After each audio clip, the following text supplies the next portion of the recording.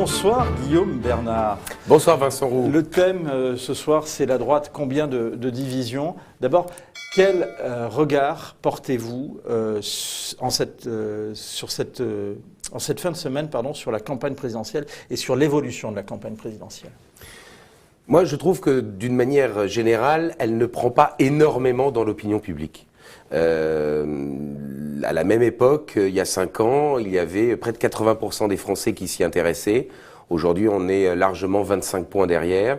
Donc, pas énormément de Français sont encore rentrés directement dans la campagne. Ça s'explique peut-être par le fait que, contrairement à il y a 5 ans, où tous les candidats étaient déjà en lice, là, le président de la République n'a pas encore indiqué s'il y allait ou non.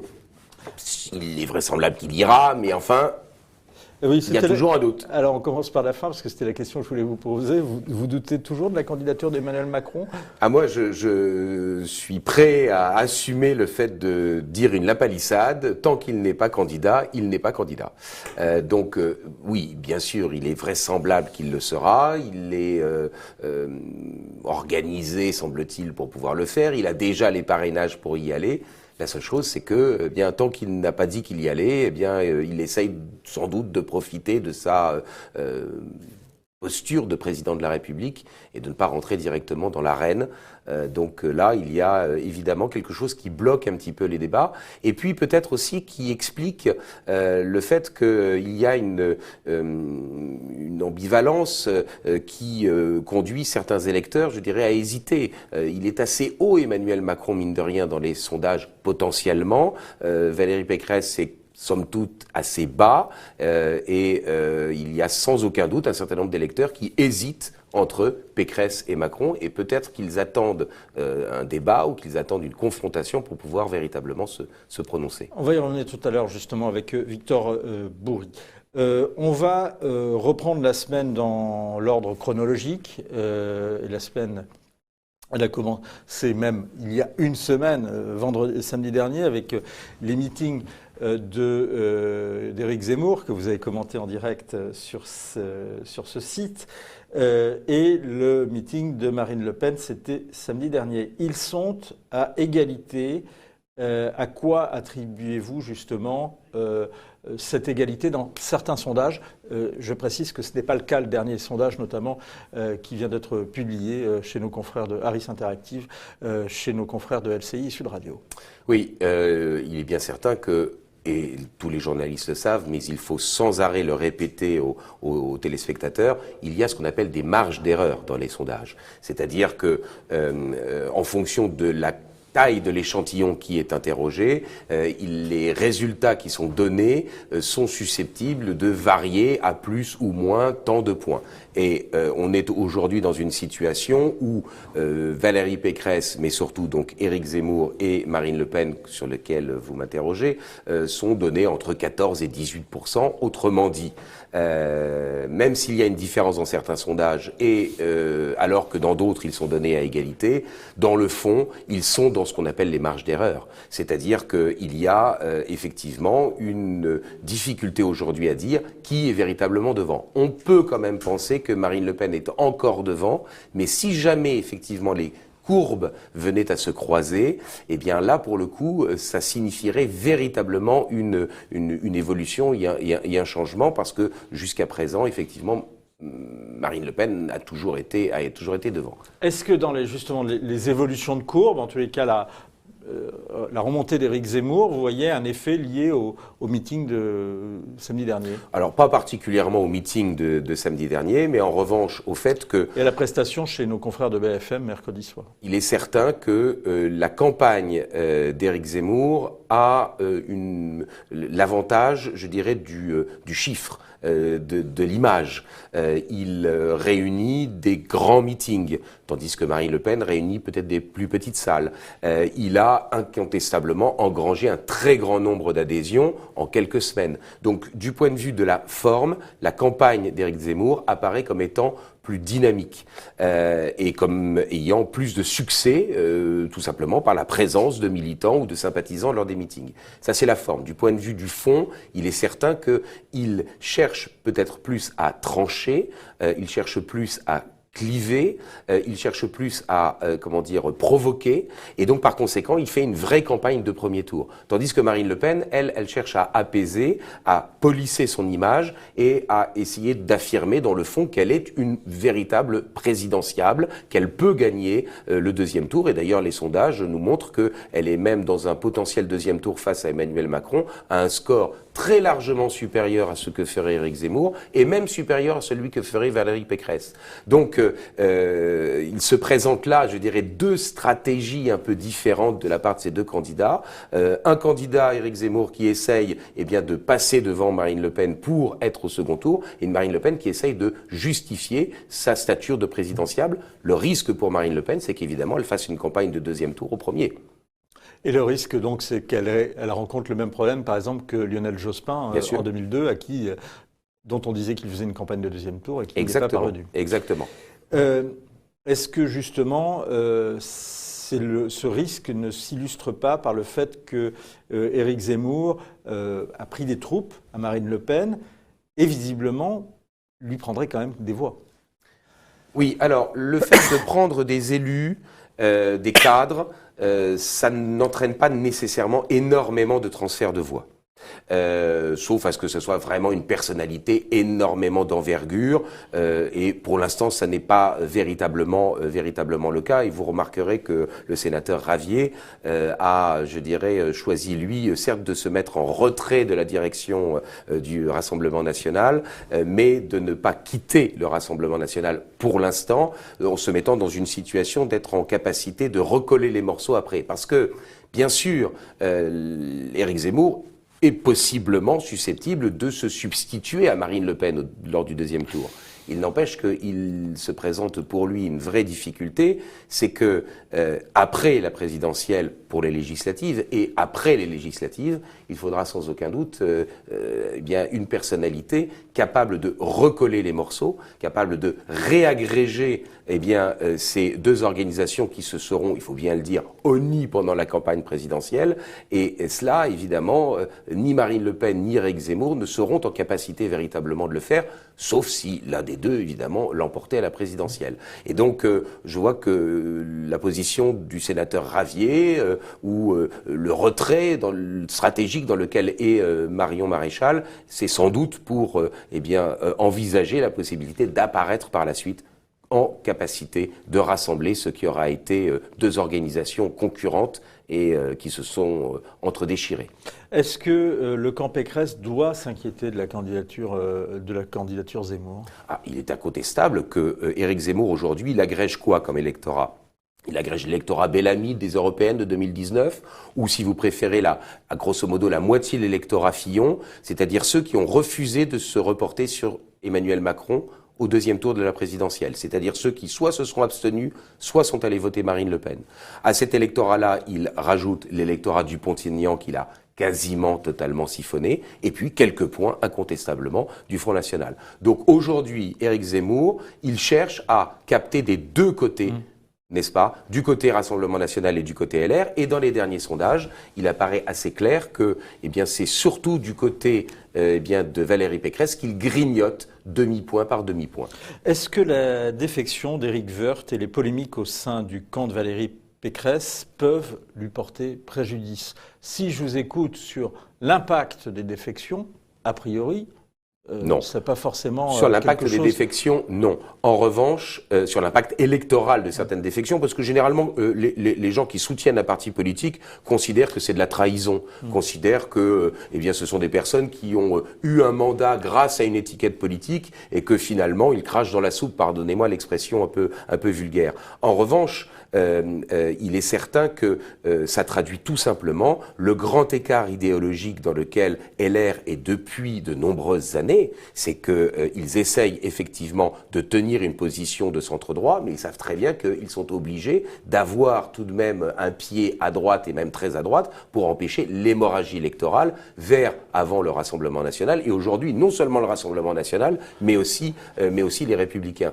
Donc la présence d'Éric Ciotti pour Valérie Pécresse, elle est aujourd'hui indispensable, c'est certain. Mais ce grand écart, il est typique, je dirais, de la situation depuis des années. Rappelez-vous quand même que Valérie Pécresse s'était éloignée de la direction de LR parce que la campagne de Nicolas Sarkozy en 2012 avait été trop à droite à son goût et que Laurent Wauquiez, élu président de LR, avait été à son goût trop positionné à droite. Précisément, puisque Valérie Pécresse et Nicolas Sarkozy se sont vus pendant plus d'une heure ce matin et que la discussion a été franche, l'ambiance cordiale, d'après les comptes rendus faits par Valérie Pécresse et l'entourage de Nicolas Sarkozy, est-ce qu'un soutien de Nicolas Sarkozy peut booster les intentions de vote en faveur de Valérie Pécresse et la dynamique de sa campagne?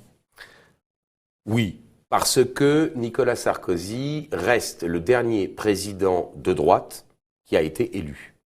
Et donc par conséquent, il est certain qu'il est une figure tutélaire de la droite. LR, il est le dernier à avoir donné à la présidentielle une victoire à la droite. Cela dit, ça fait quand même maintenant 10 ans. Et puis, il est quand même touché par un certain nombre, je dirais, d'affaires qui ont écorné, je dirais, son image. Donc, a priori, un non-soutien de Nicolas Sarkozy ne lui porterait pas trop préjudice. Un soutien de Nicolas Sarkozy à quelqu'un d'autre, à un autre candidat, alors là, lui porterait énormément préjudice. Et un soutien pourrait effectivement essayer de recoller les morceaux et de tenir justement ce grand écart dont nous parlions il y a un instant.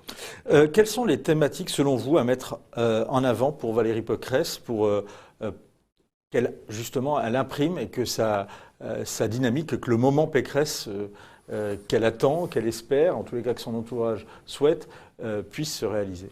Alors, je vais répondre à votre question, mais juste en la modifiant un tout petit peu. Je suis pas sûr que ce soit que Valérie Pécresse qui doive mettre en valeur le thème que je vais évoquer. Parce que, encore une fois, il y a un taux d'abstention anticipé aujourd'hui qui est extrêmement important. Le fond du problème... Et une grande volatilité des électeurs de droite, où quasiment une quarantaine de pourcents sont prêts à changer leur vote aujourd'hui. Exactement.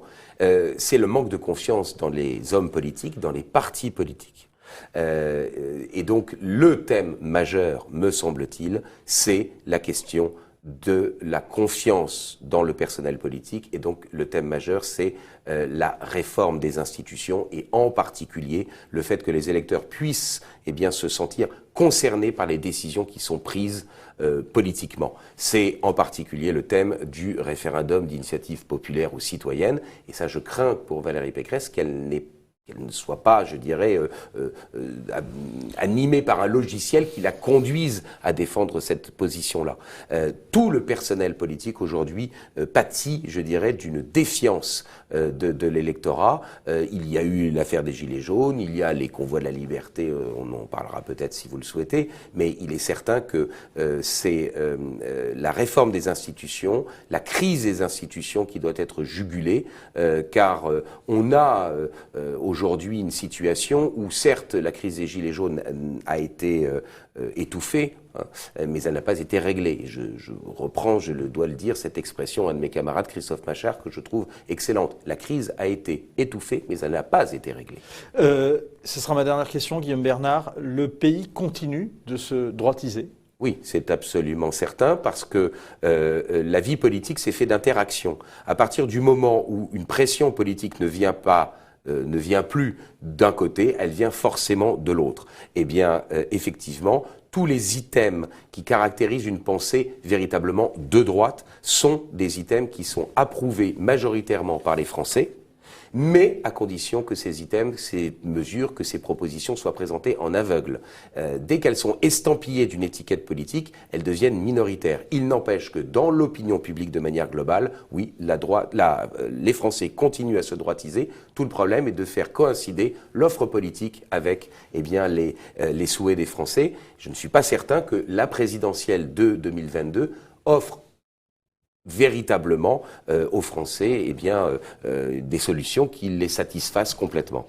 Merci beaucoup Guillaume Bernard. Je précise que vous êtes maître de conférence non pas à l'ICES mais de l'ICES. Vous me l'avez reprécisé pendant l'émission, donc je le reprécise. Merci. Merci beaucoup. La guerre à droite aura bien lieu. C'est un livre qui a déjà 5 ans, mais c'est un livre dont on vous recommande la lecture parce que il explique comment on en est arrivé à la situation actuelle, à la fois pour la droite française et également pour le pays, notamment avec le mouvement des Gilets jaunes qui a été l'un des moments marquants de ce quinquennat et peut-être, on va le voir justement maintenant, le convoi de ce qu'on appelle le convoi des... Sur la forme comme sur le fond. Alors, est-ce que vous êtes d'accord, Guillaume Bernard, aussi bien sur la forme que sur le fond, sur l'analyse de Nicolas Corato? Alors, on sent bien la stratégie quand même de Marine Le Pen, hein, face à un Éric Zemmour qui crée la polémique, qui est beaucoup plus radical. On sent bien qu'elle veut s'humaniser, se dédiaboliser.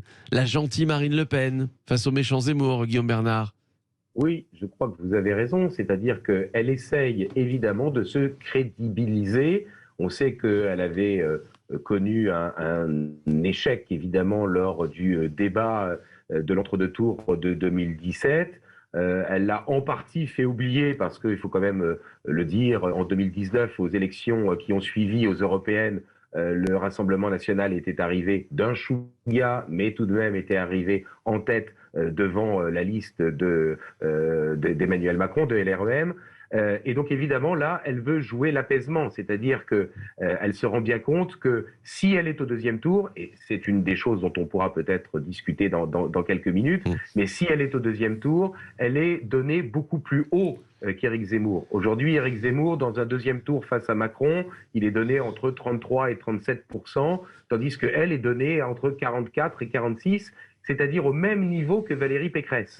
Donc par conséquent, évidemment, elle se dit que c'est possible. Et je me souviens que sur votre propre antenne, Jérôme Sainte-Marie l'avait dit très clairement, c'est un analyste politique que j'écoute très régulièrement, que je trouve extrêmement intéressant. Vous savez, quand on est donné à 46 à 2 mois de la présidentielle au deuxième tour, tout est effectivement possible. Donc voilà, je crois qu'elle essaye de rassurer, d'apaiser, de ne plus être évidemment le tribun de la plèbe qu'a été son père, mais d'essayer d'être en revanche la mère de famille, la régente qui va exercer le pouvoir pour essayer d'apaiser la situation et maintenir l'unité nationale. C'est ce qui explique sans doute qu'il y ait effectivement un lien entre le fond et la forme, c'est-à-dire qu'elle maintient évidemment les fondamentaux du Rassemblement national sur l'immigration et la sécurité, mais que pour autant, elle se veut être l'antithèse de la guerre civile, alors que, évidemment, Éric Zemmour a fait, je dirais, sa visibilité sur le fait d'annoncer l'inéluctabilité ou la quasi-inéluctabilité de la guerre civile. Guillaume Bernard, est-ce qu'on peut dire que pour Emmanuel Macron, parce que bon, même si les instituts de sondage se trompent, je ne pense pas qu'ils vont se tromper de 7-8 points, est-ce qu'on peut dire que déjà pour ce qui est d'Emmanuel Macron, il est assuré d'être au second tour, là, 2 mois avant le scrutin présidentiel? Est-ce qu'on peut le dire? Non, on ne peut pas le dire pour une raison déjà très simple, c'est qu'il n'est pas encore candidat. Ouais. Alors je sais bien que c'est une lapalissade, mais tant qu'il n'est pas candidat, il n'est pas candidat. Et que donc effectivement, le jour où il va rentrer en campagne, eh bien véritablement, on va voir ce que l'opinion publique va dire à son propos. Sincèrement, aujourd'hui, je crois qu'on ne peut pas savoir quelle sera la configuration du deuxième tour. Ouais. Ça, c'est absolument impossible. L'auditeur l'a dit très clairement, il y a une défiance vis-à-vis des hommes politiques et des partis politiques qui est extrêmement grande. L'abstention est pour l'instant, a priori elle devrait baisser, mais l'abstention est pour l'instant annoncée aux alentours de 35%. Pour le premier tour d'une présidentielle, c'est beaucoup, hein, c'est quand même 15 points de plus.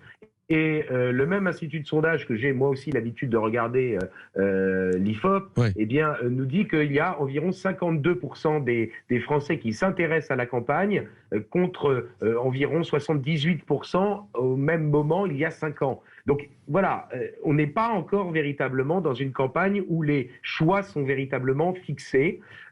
Moi, je dirais que, alors là, ce que Nicolas a dit tout à l'heure me paraît extrêmement important. Marine Le Pen fait déjà effectivement plutôt une campagne de deuxième tour. Je crains qu'elle ne se souvienne pas vraiment enfin, je crains pour elle, hein, qu'elle ne se souvienne pas tout à fait du cas Jospin. Quand on fait campagne au deuxième tour au premier, eh bien évidemment on prend le risque de laisser partir un certain nombre d'électeurs. Et l'émergence d'Éric Zemmour, c'est évidemment le fait qu'elle a créé les conditions pour qu'il y ait cette émergence. Elle s'est désintéressée de l'électorat conservateur, les a même agressés récemment en parlant de catholiques traditionnalistes, en mettant un peu tout le monde dans le même sac. Et donc par conséquent, je ne suis pas sûr qu'elle ait retenu toutes les leçons, je dirais, de ces échecs passés. Mais, je dois le dire, je ne suis pas non plus extrêmement convaincu par la stratégie d'Éric Zemmour. Parce que, à l'évidence, il essaye de renouveler la ligne Buisson. Ce que Sarkozy avait réussi à faire, c'est-à-dire siphonner l'électorat FN à l'époque en 2007. Il essaye, dans le fond, Éric Zemmour, en faisant des transfuges, etc., il essaye de se substituer à Marine Le Pen. Au lieu de, ce qui, moi, à mon avis, aurait été beaucoup plus efficace pour lui-même, eh bien, d'essayer d'élargir le spectre de la droite nationale ou de l'extrême droite, appelons-le comme on veut. De toute façon, ça n'a aucune importance, l'étiquette qu'on met dessus. Donc, au lieu d'essayer d'élargir le spectre de la droite nationale, il essaye de se substituer à Marine Le Pen. Je ne suis pas du tout certain que cela fonctionne comme Sarkozy et Buisson l'avaient réussi à le faire en 2007. D'autant que, vous savez, les transfuges, ça ne déplace pas énormément de voix.